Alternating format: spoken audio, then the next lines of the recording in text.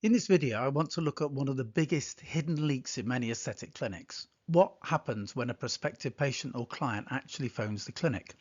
Now, this is not about criticizing receptionists. In many cases, they are warm, polite, and trying to be helpful. The issue is often that they have not been given a clear inquiry structure, and AI can be very useful here, not as a surveillance tool, but as a way of helping clinic owners and reception teams understand what is really happening on those calls and where the process can be improved. Most clinics have some idea of how much they spend on marketing, and they may know how many leads came in from Google or Instagram, but the less visible point is the quality of the first telephone conversation. And the phone inquiry is often where trust is either built or lost. A receptionist may answer politely, give prices, and explain basic information, but still fail to move the patient or client toward a consultation or even capture their details. That is a commercial leak that impacts profitability for any aesthetic business, but is also a patient journey problem. Now, the first important distinction is between attitude and structure. If a receptionist sounds warm and professional, that is valuable, of course, but warmth alone does not necessarily create a good inquiry journey. In a weak call, the patient asks almost all the questions and the receptionist reacts. In a stronger call, the receptionist still sounds natural, but they guide the inquiry. They ask what the patient or client is concerned about. They acknowledge any worries. They explain why a consultation matters, and they invite an appropriate booking. Once calls are recorded or transcribed, AI can help review them against the standard. Did the receptionist ask discovery questions before giving advice? Did they acknowledge emotional cues such as not wanting to look frozen? Was clinical suitability deferred to the practitioner? Did they explain the value of the consultation? Did they invite the patient to book? Did they capture details? The important point is that AI should be used to identify repeated patterns across calls, not to make final judgments about individual staff. A useful example came from a recent review of 2 inquiry calls that I did when I mystery shopped one of my coaching clients. And this was a clinic that has been in aesthetics for 20 years and actually has 10 treatment rooms. Now, the receptionists were not rude. In fact, they were warm, professional, and knowledgeable.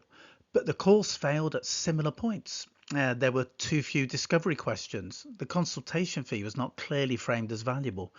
The caller was not invited to book. Details were not captured. And that tells us something important. And this is not just an individual receptionist problem, it is a process and training problem, which means it can be fixed fairly and constructively. One simple framework is ARMB. Acknowledge the concern, request information, match the right next step, and book or capture the next action. Now, this gives receptionists a structure without forcing them to sound scripted. So, for example, if someone says they are worried about looking frozen with toxin, the receptionist can acknowledge that this is a common concern, ask what result they are hoping for, explain that the practitioner can access a conservative approach, and then offer to check consultation availability. The clinic then needs a simple checklist. I would include 8 behaviours.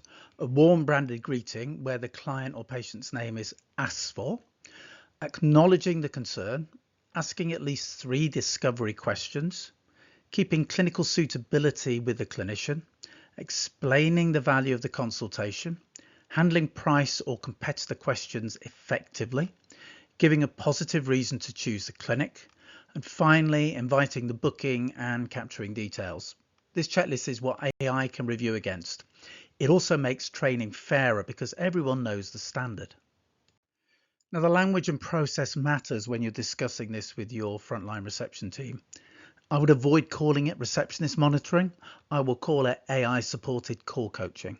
Staff need to know that calls are reviewed for training, patient experience, and consistency. And the same standards should apply to everyone who mans the phones.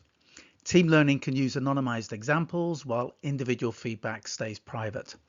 AI should not be making HR decisions, clinical judgments, or disciplinary conclusions. It should support managers, not replace judgment. For clinics wanting to try this, I would start small, choose 5 to 10 recent new patient calls, transcribe them and remove unnecessary identifiers where appropriate.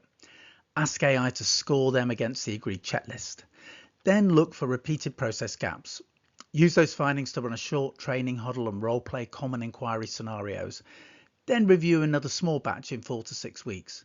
The aim is not to create a massive compliance project. It is actually to create a practical training rhythm.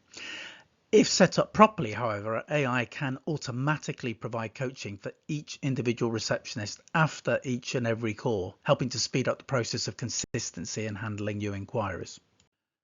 So the final takeaway is this: do not start with the question who did badly. Start with where does our inquiry process break down?